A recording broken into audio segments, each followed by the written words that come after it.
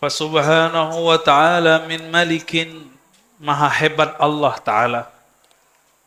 Aujada nura nabiyyihi Muhammadin sallallahu alaihi wasallam. Aujada, dia mewujudkan nur nabinya Muhammad sallallahu alaihi wasallam min nurihi, dari nur zatnya. Jadi nur Nabi Muhammad sallallahu alaihi wasallam dicipta dari apa? Dari nur zat Allah subhanahu. Kalau nur zat Allah pencipta, nur Nabi Muhammad sallallahu alaihi wasallam dicipta. Qabla an yakhluqa Adam min at-tinil lazim. Sebelum bahkan bapak kakek kita, bapak alam semesta bernama Nabi Adam dicipta, beliau sudah diadakan, diwujudkan. Maka tuan mana Nur Muhammad sallallahu alaihi wasallam atau tubuh Nabi Adam? Kita ini, bapak kita namanya Nabi Adam, bapaknya siapa? Hah? Nggak ada? Ya itu kalau guru agama di SD gitu, tong. Udah bener. Tapi kalau belajar ilmu, ma'rifat, ini kitab sederhana loh Pak. Saya nggak buka kitab aneh-aneh kan? Ini kitab standar nggak? Saya nggak buka hikam loh di sini. Nggak buka Futuhat, nggak buka kitab Imam Jili. Kitab yang dibaca orang awam. Jadi kalau ada orang protes, Roziko buka-buka kajian Nur Muhammad di depan orang awam. Saya tanya balik, loh kitab tentang Nur Muhammad itu sudah merata dan membumi di kalangan orang awam. Apa kitabnya? Maulid, apalagi kalau orang Betawi, Barzanji, apalagi Simtuduror. Semua kitab itu dimulai dengan kalimat Nur Muhammad SAW. Mau nggak baca suatu kitab nggak ngerti? Nih perhatiin, ini kalam guru kami, murid Syekh Yasin Al-Fadani. Apa kata beliau? Semua bacaan selain bacaan Al-Quran itu tidak la yusabu illa ma'al fahmi. Selain Quran, bacaan apa aja itu tidak bermanfaat, tidak dapat pahala, maksudnya kecuali paham. La yusabu, tidak dapat pahala kecuali paham. Tuh nggak mesti bisa nerjemah, yang arti kira-kira maknanya ini gitu. Udah berapa tahun baca Bidibai nggak paham-paham, mau begitu? Senang nggak kalau dibuka kitab yang sering kita baca? Lah senang. Maka Nur Muhammad di sini berarti orang awam sudah biasa dengan kajian Nur Muhammad SAW. Itu bukan kajian tinggi, kajian dasar itu. Ya, oke. Apa kata beliau?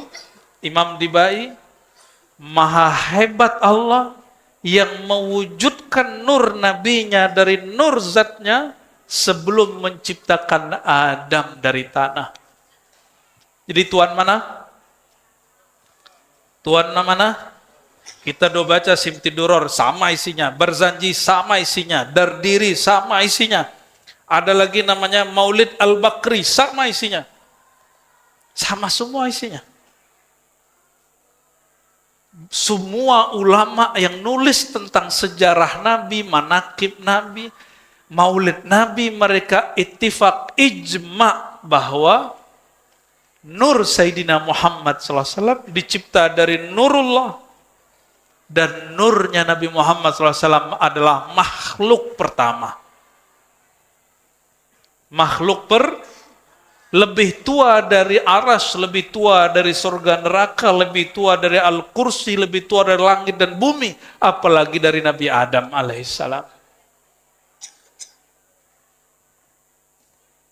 Tapi ini ilmu bukan bab akidah, ini namanya ilmu al-bidayah wan nihayah. Bab bidayah ini bukan bab akidah, dia masuk ke bab ma'rifah. Ma'rifat itu artinya pengetahuan. kalau orang tidak mengerti dia tidak dosa, cuma jahil. Mau nggak disebut jahil? Ya, kalau orang tidak faham atau dia nolak, oh saya nggak percaya Nur Muhammad makhluk pertama, dia tidak kafir. Tapi dia jahil. Bahkan ada orang mengatakan kajian Nur Muhammad itu bid'ah. Gak ada masalah. Bagi kita gak ada masalah. Cuma dia ada masalah sama Rasulullah nanti. Dianya ada masalah dengan banyak ribuan ulama yang berijma tentang ini. Kalau sama kita gak ada apalagi sama ibu-ibu ini kalau orang kepercayaan Nur Muhammad biarin aja Bu. Ya. Apalagi yang mengatakan kajian Nur Muhammad ini ajaran Majusi, itu mufti di salah satu negara bagian di Malaysia. Apa kata mereka? Kajian Nur Muhammad itu ajaran Zoroaster Majusi. Wow. Ya. Apa dia nggak baca kitab yang paling standar? Dia nggak bisa membedakan nur dengan nar. Yang disembah orang Majusi itu nur atau nar? Mereka menyembah api. Maka budaya tempat api disebut menara. Diserap oleh orang Islam, budayanya diganti. Tadi tempat api, sekarang ditinggikan azan di tempat menara. Jadi kalau buat masjid, musola nggak ada menara, nggak apa-apa. Ini ada menaranya nggak Pak? Nggak bid'ah. Ada. Menara. Di mana menaranya? Di atas. Wah bid'ah bener itu. Manarah itu bahasa Arab manar, tempat api menyala. Tapi sekarang menjadi tempat toa. Ya, seharusnya disebutnya matoa. Cuma orang Indonesia nggak ganti-ganti istilahnya.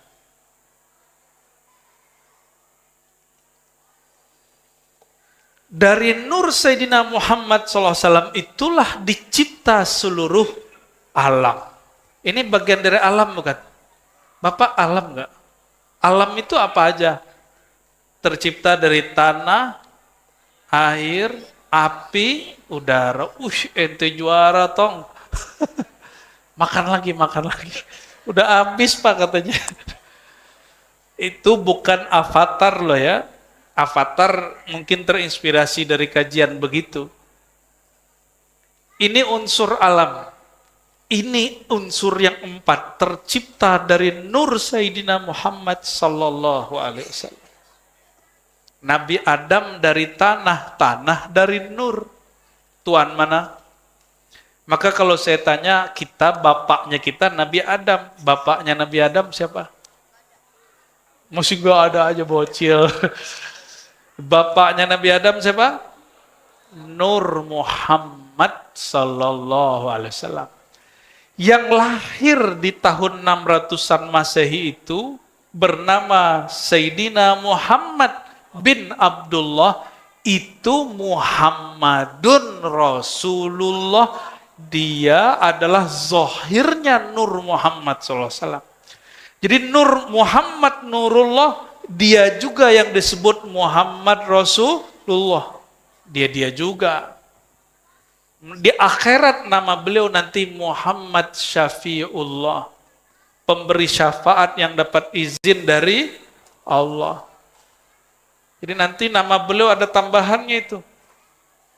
Dan beliau mengatakan, jangankan orang soleh, orang pendosa pun, syafaati li ahlil kabair min ummati.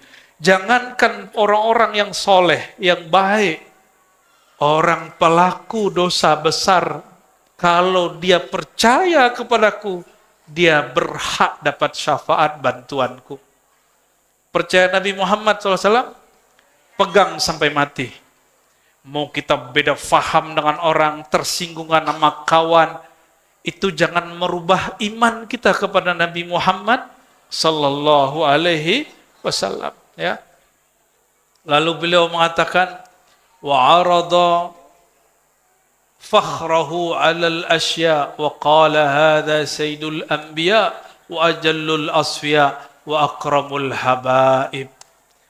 Setelah dicipta, Allah tunjukkan, Allah tampilkan, Allah gelarkan Sang Nur ini kepada segala sesuatu, lalu Allah berkalam, ini adalah Sayyidul Anbiya, penghulunya para nabi. Maka Nabi Muhammad SAW mengatakan, aku nabi pertama. Nabi pertama siapa? Lah, baru aja kita ngomong. Nabi pertama siapa? Ayo guru ngaji, guru sekolah, perbaiki itu kurikulum, kasih tahu ke Kemenak, itu udah keluar-keluar udah 10 tahun. Gak ada yang dengerin. Apa orang Kemenak gak ada proyek? Ya, mesti dibenerin itu. Kitab Maulid dibaca terus, tapi gak ada efek di buku agama. Anak-anak kita masih memahami bahwa Nabi pertama, Nabi Adam atau Nabi Nuh. Padahal sang Nabi berkalam, kuntu awalan nabiyyina fil khalq. Akulah Nabi pertama di kalangan makhluk. Hadis ini hasan, dan hadis hasan yuhtaju ke sahih, boleh dipakai jadikan hujah seperti hadis sahih. Tapi akhiruhum fil ba'si, yang terakhir diutus, aku. Jadi pengutusan dengan pengangkatan sebagai nabi itu beda. Bukan umur 25 diangkatnya. Bukan umur 40, umur 40 bu'isa, diutus bukan diangkat. Beda ya. Beliau mengatakan, kuntu, aku sudah jadi nabi. Adam belum dicipta. Berarti nabi pertama siapa? Wah, ini baru benar ini ya. Kasih tahu ya sama guru-gurunya, komite-komite mahasiswa, siswa santri ini. Sesekali lah tunjukin hasil ngaji sama guru kan. Sayyid, apa arti sayyid? Tuan, raja, penghulu, junjungan. Itu arti sayyid. Boleh nggak nyebut Sayyidina Muhammad SAW dalam sholat? Boleh nggak? Oh, ahli bid'ah semua ini. Kata Albani, kata Ibnu Utsaimin bin Bas, kalau Allahumma sholli ala Sayyidina Muhammad bolehnya di luar sholat, dalam sholat nggak boleh. Ngikut begitu? Ngikut begitu? Nggak ya? Wah bener lah, wajahnya cuma depan-depan doang, belakang anyep. Itu pakai Sayyidina nggak kalau tasyahud gitu? Beneran? Yang kenceng dong. Bid'ah nggak? Hah?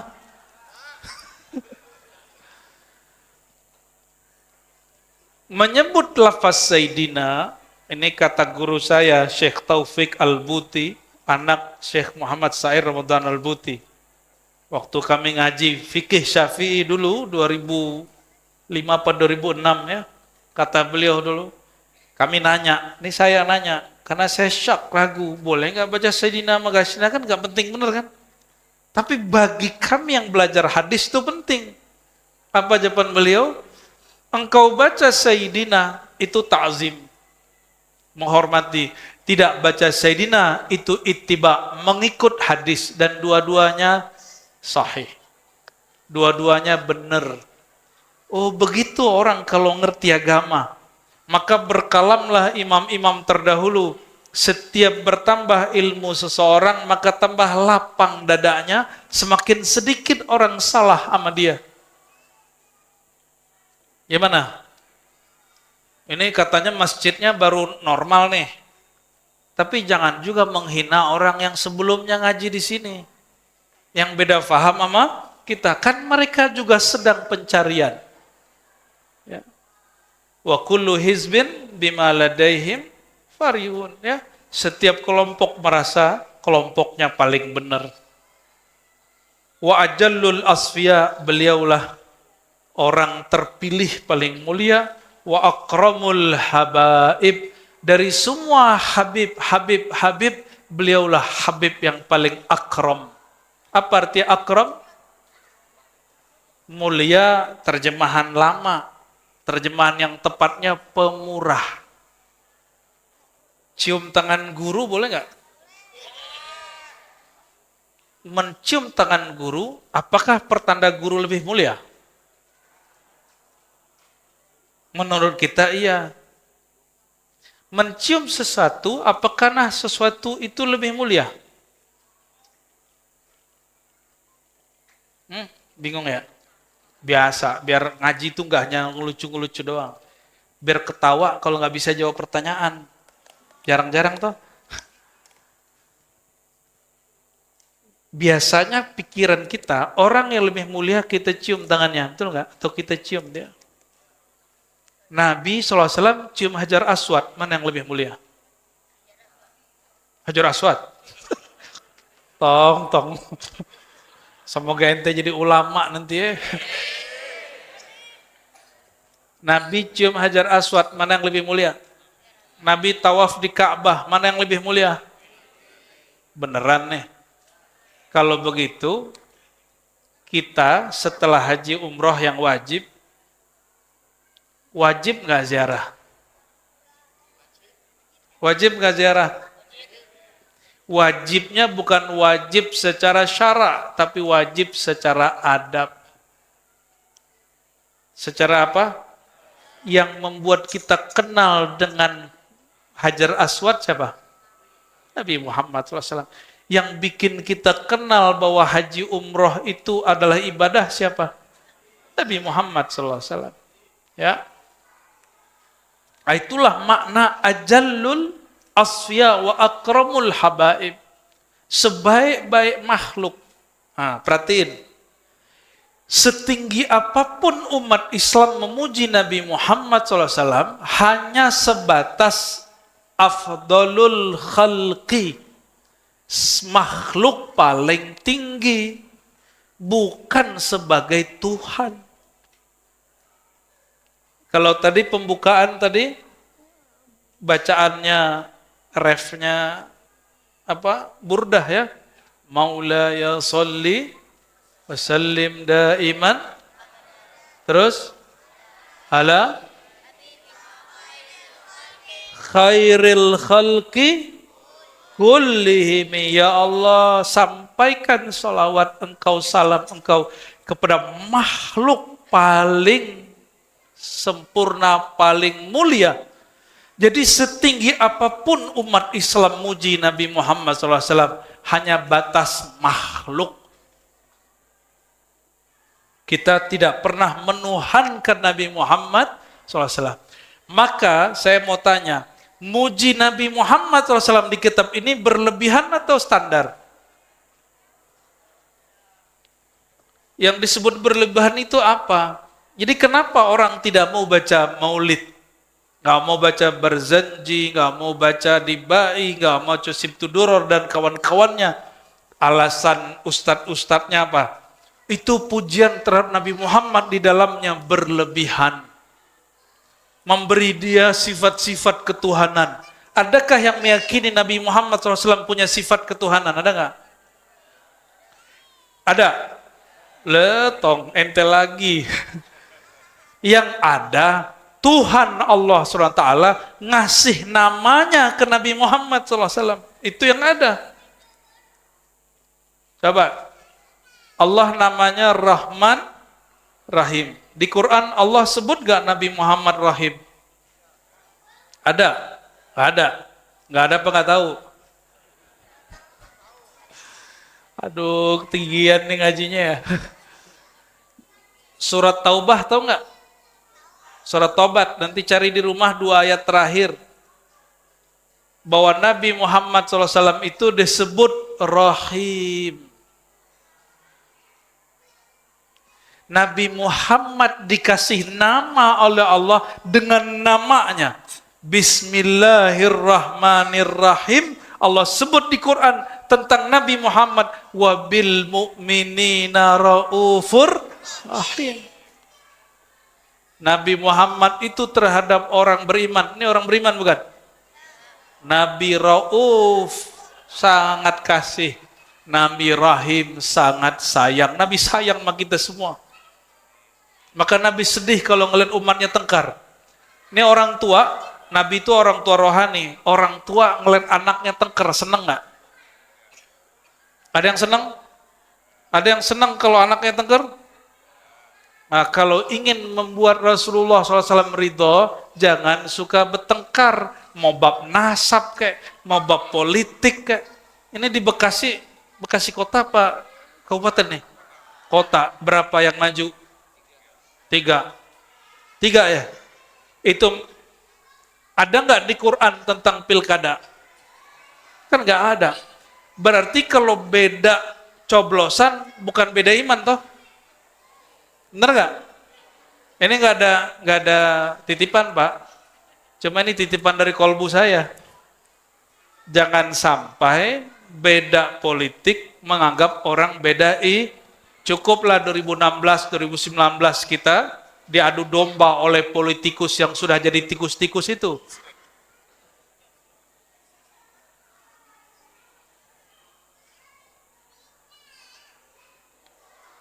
Gitu ya, Tong.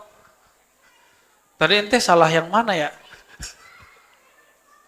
Allahumma sholli ala Muhammad. Nabi Muhammad diturunin Quran, yang bacain Quran ke Nabi siapa? Jibril. Lebih mulia Jibril apa Nabi Muhammad? Kok gitu? Yang guru mana? Nabi Muhammad apa Jibril gurunya? Siapa yang guru? Nabi Muhammad apa Jibril? Hah? Jibril ya? Nah itu orang syariat begitu. Orang syariat begitu. Nurnya Jibril dari nur siapa? Maka dalam ilham Syekh Abdul Qadir Jilani, Sultanul Aulia, beliau dapat kalam ilham dari Allah. Apa kata Allah? Aku ciptakan khalaqtul malaikah min nuril insan. Aku ciptakan malaikat dari nur sang insan. Sang insan itu Nabi Muhammad sallallahu alaihi wasallam. Jadi tuan mana nur Nabi Muhammad sama nurnya malaikat? Ya. Kan enggak ada yang orang yang anti maka jadi Nur Muhammad, apa kata dia? Yang nur itu malaikat, bukan Nabi Muhammad. Nabi Muhammad mah dari tanah. Ya salam. Ya, nggak paham mending diam, jangan komentar. Cukup katakan, saya nggak pernah ngaji Nur Muhammad, tanya sama yang ngerti. Gitu aja cukup. Ya. Ini cara cari lagi, ya. Pakai ayat, ya.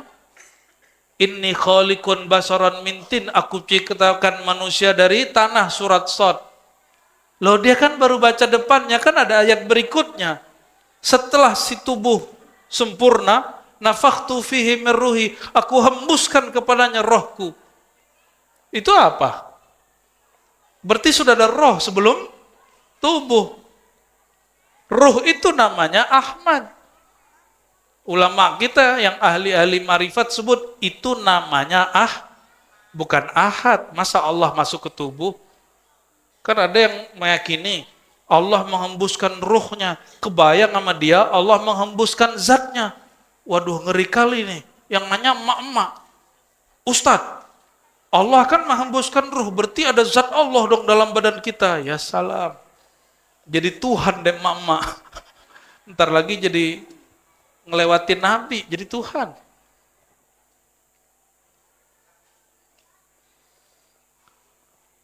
Jadi setinggi apapun kita memuji Nabi Muhammad SAW, kita tidak pernah mensifatinya dengan sifat ketuhanan.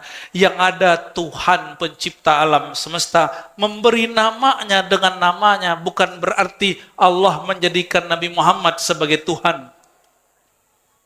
Beda ya?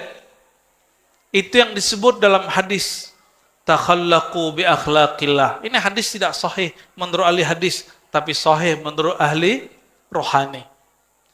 Berakhlaklah kamu dengan akhlaknya Allah. Kata Imam Al-Hakim At-Tirmizi dalam Khatmul Aulia, ada beberapa akhlak Allah. Satu saja orang punya, maka dia wali Allah. Satu saja punya, maka dia wali. Hati-hati kalau orang itu wali Allah. Nih hati-hati. Kalau orang itu wali Allah, apa kata Allah hadis qudsi? Man adali waliyan faqad azantuhu bil harb. Siapa yang memerangi, menyakiti, memusuhi waliku, kekasihku, aku nyatakan perang kepadanya. Hati-hati. Hati, ini imam yang nukil riwayat ini dan kalimat barusan, kami baru ziarahi beberapa hari yang lalu. Ya, ini tasyakur tahadus bin ni'mah. Nama imamnya Al-Hakim At-Tirmizi, imamnya berkubur di Tirmiz. Tirmiz itu tahu nggak Pak di mana? Nyampe di Jawa namanya Turmuji. Padahal nama di sananya Tirmiz. Itu di Uzbek bagian selatan perbatasan dengan Afghanistan. Kita baca hadis di sana dengan silsilah guru kita sampai ke Imam Hakim Tirmizi, Imam Hakim Tirmizi dari Kutaibah lanjut kepada Malik terus gurunya sampai kepada Nabi Muhammad sallallahu alaihi wasallam. Qila, ada yang bertanya, faman hadzal habibul karim? Siapakah sang kekasih yang pemurah ini? Alladzi albastahu hullatal waqar, yang engkau pakaikan pakaian perhiasan haibah. Waqar itu orang berkarisma. Wa tawajtahu tijanal mahabbah wal iftikhar, dan engkau pakaikan kepadanya mahkota keagungan. Wa nasyarta ala ra'sihil asaib, qala huwa nabiyyun istakhartuhu min Lu'ay min Ghalib. Ini jawaban Allah sebenarnya. Siapakah orang ini yang dipilih oleh Allah Ta'ala? Kata Allah Ta'ala, huwa nabiyyun, dialah nabi dari yang aku pilih dari Bani Lu'ay bin Ghalib. Yamutu abuhu wa ummuh wa yakfuluhu jadduhu summa ammuhu syaqiq Abu Talib. Lalu dia akan ditanggung oleh pamannya karena kakeknya juga meninggal. Bapak Ibu yang makan Allah, apa hikmah Nabi Muhammad ayahnya meninggal, ibunya waktu itu kecil juga meninggal? Apa hikmahnya? Bapak sering ngajarin anak nggak? Ya, pas pandemi yang jadi guru di rumah siapa? Bapak-bapak ya? Bukan SPD, tapi kepedean. Anaknya salah, anaknya nggak fokus, digebrak mejanya. Betul nggak? Waktu pandemi kalian begitu nggak? Ini bocil-bocil udah lahir waktu pandemi. Belum. Pandemi tahun berapa? 2020 sampai 2022. Kamu udah lahir, Tom? Tahun berapa lahirnya? Tahun kemarin. Cepat amat perkembangannya. Allahumma shalli ala Muhammad. Orang tua itu guru pertama. Kalau Nabi Muhammad SAW, ayah ibunya hidup, maka orang nanti ngomong, itu Muhammad jiplak Quran dari ayahnya, jiplak sunnah dari ayahnya, dari ibunya. Ada ungkapan, ini bukan hadis Bu ya, al-ummu madrasatul ula, ibu itu sekolah pertama anak. Jadi emaknya manyun, ibunya ikut anaknya ikut manyun tuh. Emaknya ngambek, anaknya suka ngambek. Kalau anak ibunya suka ngaji, pasti anaknya suka ngaji. Emaknya suka ziarah, anaknya pasti suka. Emaknya suka ajak anaknya maulid, walaupun berisik. Nanti anaknya udah gede, ngajak anak dia juga walaupun tiduran gitu nggak apa-apa Pak, ajak aja, ya. Kan berkah itu turun, tidak mesti ke orang bangun, bisa jadi kepada orang yang tidur. Nabi Muhammad SAW pun tidak dibesarkan ibunya 6 tahun meninggal, yang membesarkan Halimah Sa'diyah. Bayangkan Pak, Halimah Sa'diyah itu orang miskin langsung jadi kaya. Badannya kurus kering, air susu asinya sedikit, dengan mesusui Sayyidina Muhammad SAW itu langsung Jadi waktu, ini cerita sedikit sebelum jam 9. Ketika orang Arab punya anak, mereka ada tradisi. Anaknya di hari keberapa atau bulan keberapa nanti diserahkan ke ibu susu. Maka orang ibu-ibu Quraisy itu dia nggak nyusuin sendiri. Nanti ada ibu susunya. Dan itu ada pasarnya. Di pasar-pasar tertentu, di musim tertentu, kumpullah calon-calon ibu susu ini dari luar kota Mekah.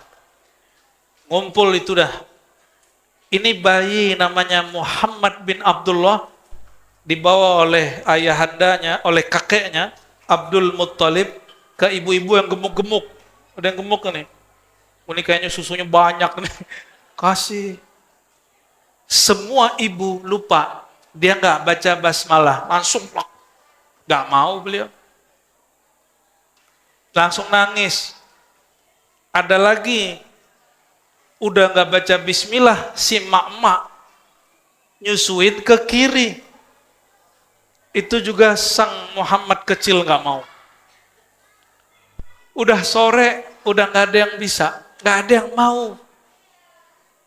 Ini sang Muhammad kecil rewel terus, nggak mau. Dia nggak nangis, cuma dia nggak mau. Ibunya cemas, kakeknya cemas. Akhirnya yang lain-lain sudah dapat anak susuan, ini udah dapat susuan, udah berangkat. Kalau ibu-ibu gendut naik onta, ontanya tersiksa nggak? Kalau jalan lama ke ontanya jalan, lama. Ibu-ibu ini kan minum air doang jadi daging, Pak. Apalagi makan daging. Katanya begitu. Akhirnya udah mulai agak terang, udah siang panas. Sisa satu ibu.